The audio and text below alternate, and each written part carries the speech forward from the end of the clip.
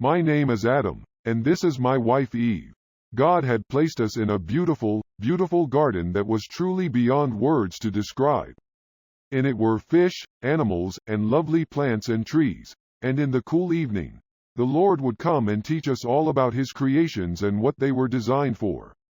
We worked every day taking care of the garden. God loved us, and we loved God. He had given us only one rule: not to eat from it. However, one day, the fallen angel named Satan, who was God's enemy, used a very sly animal called a serpent to lie to Eve about the fruit and God. Even though she knew God's rule, she still chose to eat from the tree.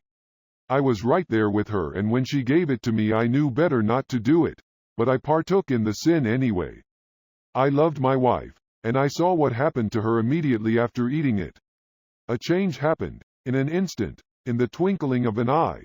We were changed from immortality to mortality. We knew we had made a huge mistake because now the glory we had was no more and we were able to see our flesh or nakedness. We were terrified, so we hid ourselves. God asked me, "Where are you?" Even though He knew where we were. God was helping me understand the level of damage that I had done and what the consequences of this sin were.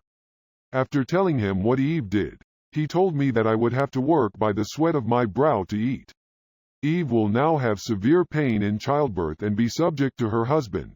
He cursed the earth, and He told the serpent that He will put enmity between him and the woman, and between your offspring and her offspring. He shall bruise his head, and you shall bruise his heel. After our sentencing, He killed an animal to make clothes for us, and we were sent out of the garden to face our punishments. How does our story apply to you today? Click on Part 2.